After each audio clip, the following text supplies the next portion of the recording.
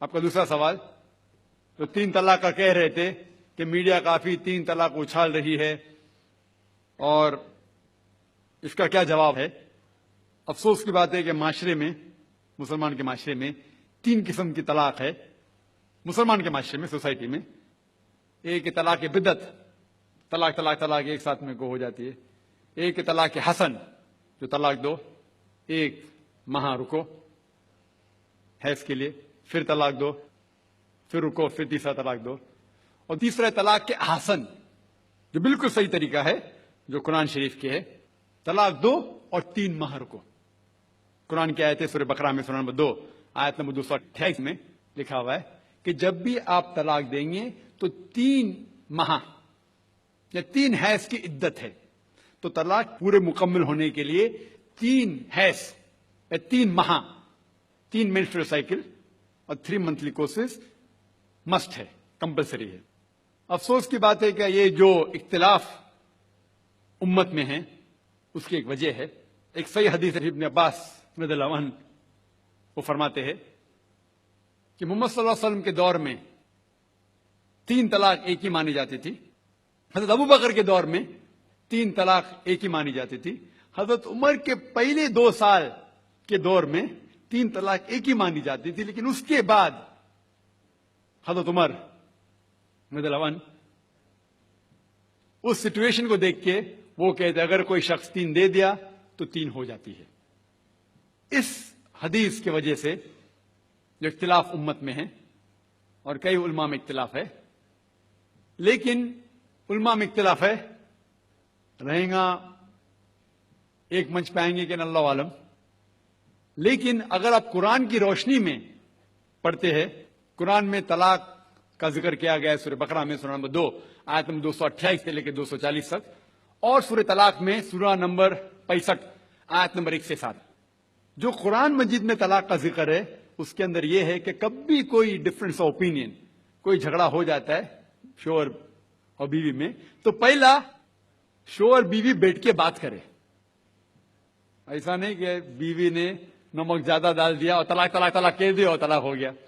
اگر بیوی میں نمک زیادہ ڈالا، بولے آپ کو نمک کم چاہیے، معاملہ سلجھ جائے گا، بیٹھ کے بات کرو۔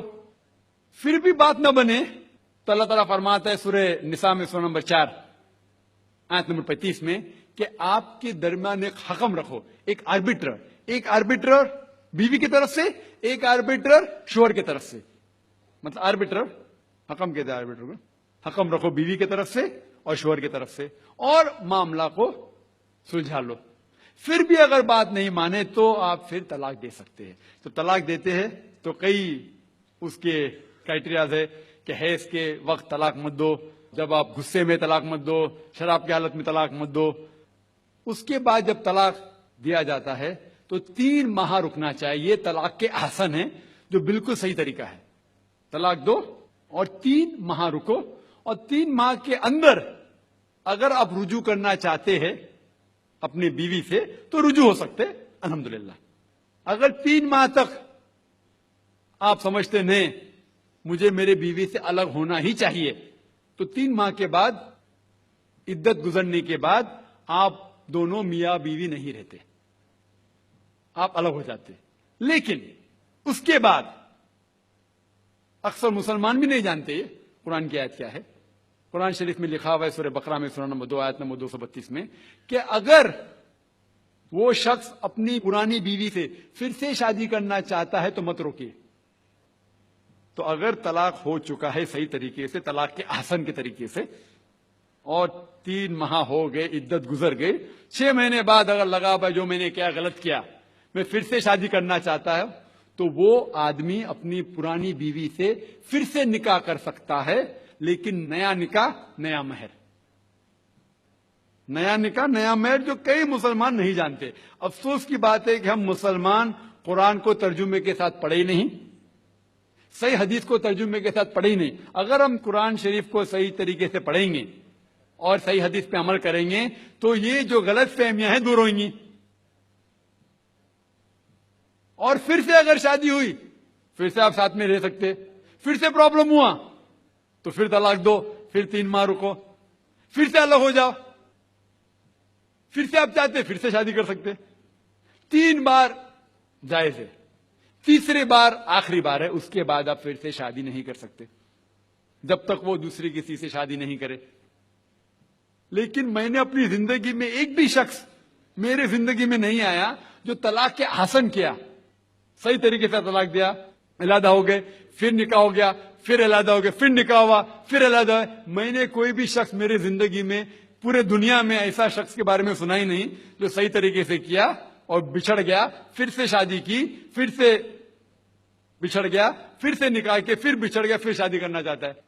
اگر آپ صحیح طریقے سے قرآن کے اوپر عمل کریں گے تو یہ نوبت آئیں گی نہیں۔ اور کچھ لوگ جو اسلام کو مذاق بنائیں اور کیا کہتے کہ اچھا اگر ایک ساتھ میں دے دیے، 3 طلاق دے دیے، ہو گئی، ابھی کیا حلالہ کرو۔ قرآن کہتا ہے 3 طلاق ایک ساتھ میں بھی دیں گے تو ایک ہی ہوتی ہے۔ محمد صلی اللہ علیہ وسلم کے وقت میں 3 بھی ایک ساتھ میں دینا ایک ہی ہوتا تھا۔ حضرت ابو بکر کے ٹائم میں بھی 3 طلاق ایک ہی ہوتا تھا۔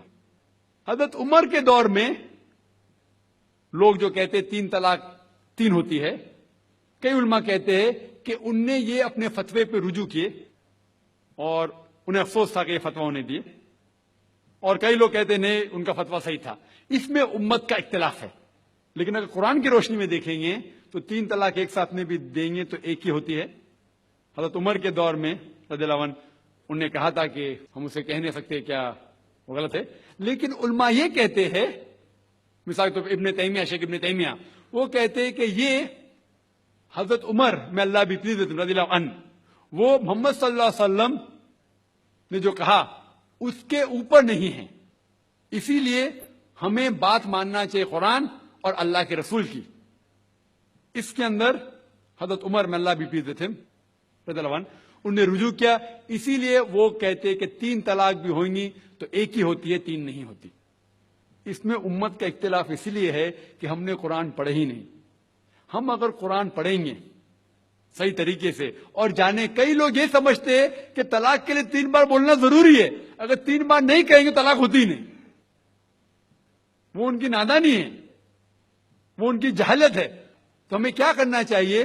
یہ میڈیا اچھال رہی ہے، ہم مسلمانوں کو یہ طلاق کا طریقہ جو صحیح طریقہ ہے طلاق کے حسن، اس کو عام کرنا چاہیے اور یہ کہنا چاہیے کس بنیاد پہ طلاق دی جا سکتی ہے، کب دی جا سکتی ہے، کیسے موقع پہ دی جا سکتی ہے، دینا چاہیے کہ نہیں۔ تو یہ سب اگر ہم مسلمان عام کریں گے تو انشاءاللہ یہ اختلاف جو امت میں ہے وہ نہیں رہے گا، اور میڈیا اسے اچھال رہی ہے۔